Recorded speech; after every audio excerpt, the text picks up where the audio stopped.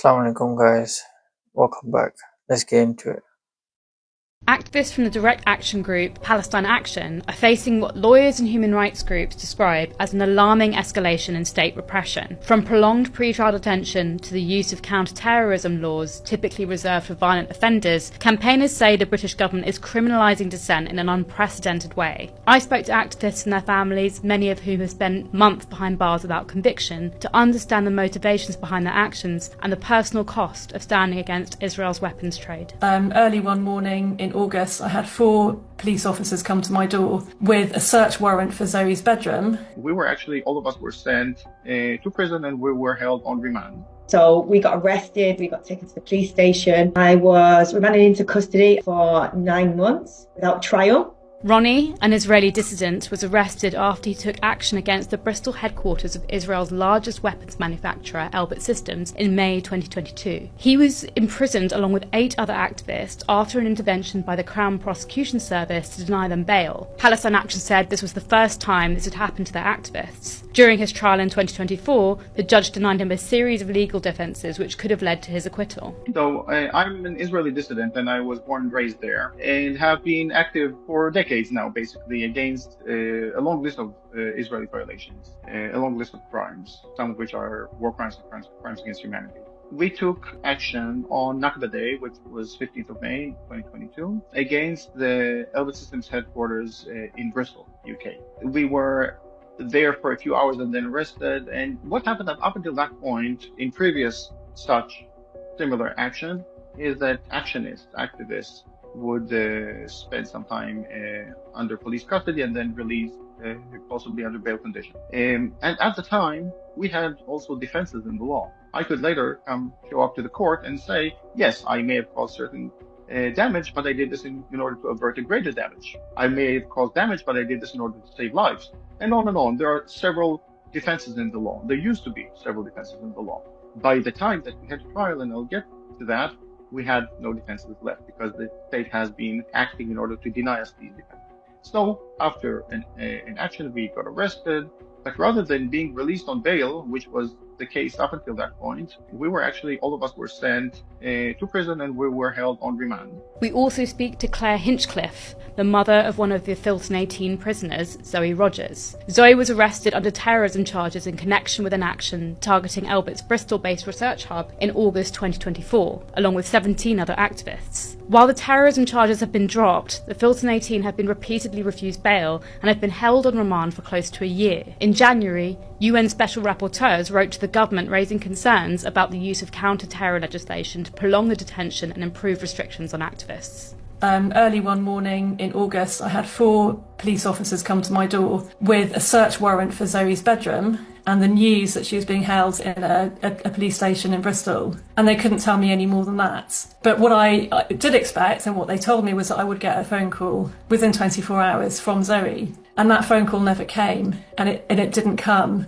And it didn't come, and it didn't come for days because she had been rearrested, as 10 of them had been, under the Terrorism Act. And that meant that they had the right to call anyone stripped away. They had, ultimately they were held for 7 days before being charged. And in that time they were held in solitary confinement, completely incommunicado, unable to make a single telephone call, and interrogated day and night. So this was the point where the counter-terror powers kicked in. Fran was arrested for taking action against Teledyne, a company which manufactures parts of Israeli missiles, in Bradford in May 2023. Despite not having any previous convictions, she was repeatedly denied bail and was held in custody for a year without being convicted. So we got arrested, we got taken to the police station, and what we're seeing more and more now, and what the police did to us, was misuse their powers. So usually the police are allowed to keep suspects, people that have been arrested for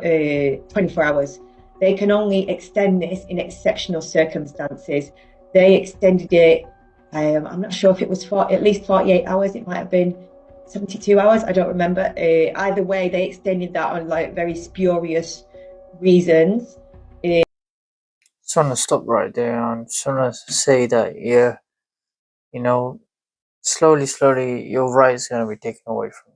Just talking out against Israel or anything that the government doesn't like, but mainly Israel, you're gonna have your rights taken away from you.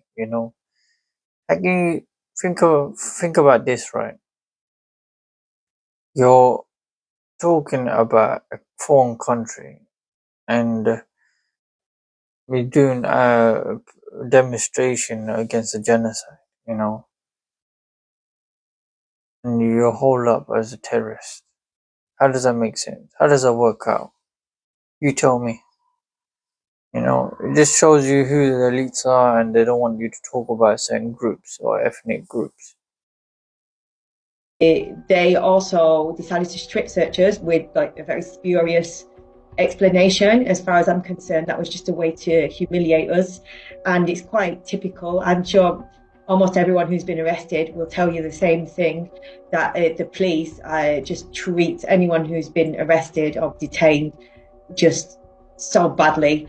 Now, the UK government is seeking to ban Palestine action outright under terrorism legislation, a move that would make it a criminal offence not only to be part of the group, but to show any support for it. This follows a series of legal crackdowns, activists held on remand for months without trial, denied bail without justification, and in some cases charged under laws meant to target terrorism. Days after Gaza's new aid operation began, one US security guard was already having doubts. He gave us this footage from inside site number 4, showing colleagues firing on a departing crowd of Palestinians. He said,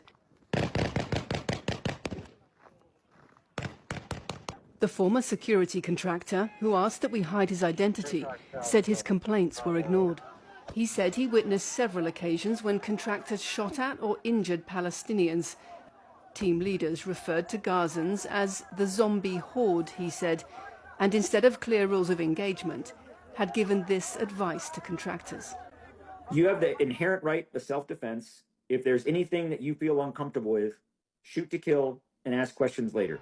This new distribution system, which Israel says is designed to stop aid going to Hamas, has been widely criticized for forcing vast numbers of people to walk through active combat zones to a handful of overcrowded sites. Condemned by international aid organizations and Gazans themselves, it's also now being accused of negligence from within.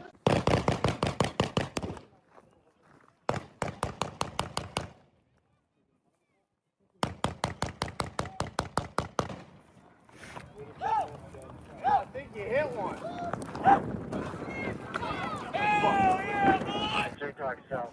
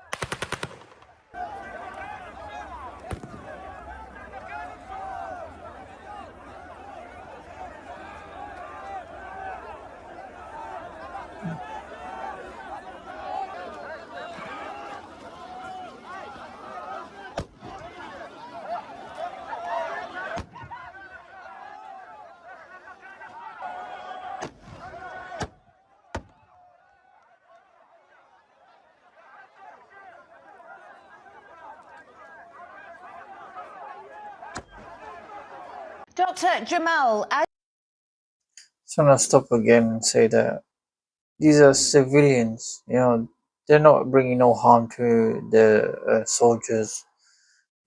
I think personally they're terrorists, but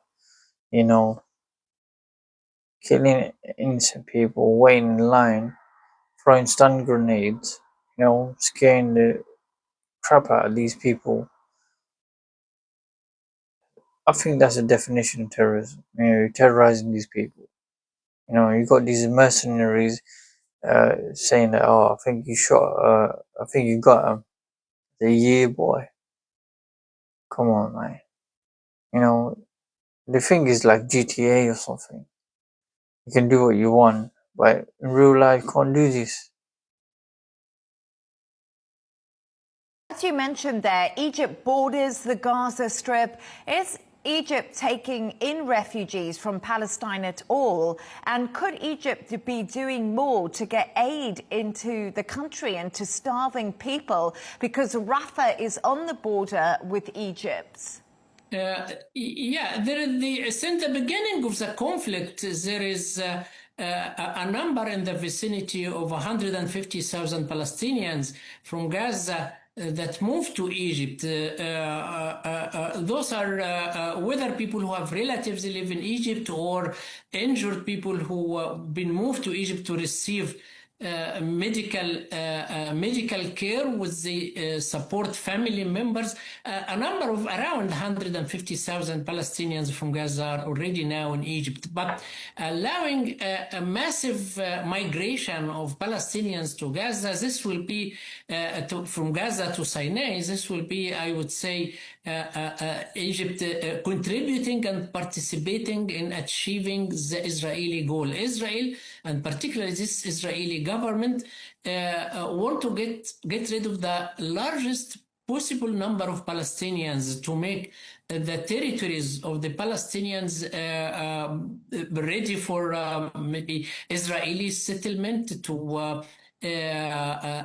fight against the demographic imbalance where Palestinian population is growing in a kind of a rapid rate compared to Israel. So Israelis are concerned about this kind of demographic changes that are happening. So it comes down to providing aid, to providing Palestinians with the necessary items needed for them to survive in Palestine itself, on their own homeland. Egypt has been the source of the largest part of humanitarian aid that have been presented to Palestinian people since the beginning of the conflict. But since Israel has occupied the Philadelphia corridor on the Egyptian-Israeli border, the Rafah corridor the Rafah crossing has been shut down, and Israel is not allowing food trucks and aid to come through it to reach to the Palestinians,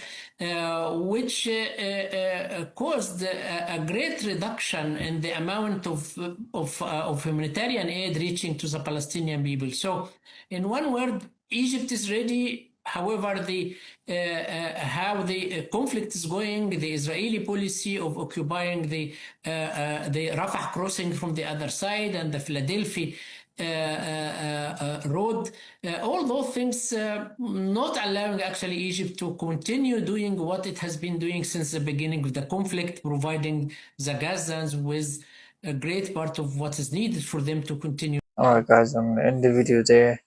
If you're new to the channel, please like, share, subscribe. Assalamu alaikum.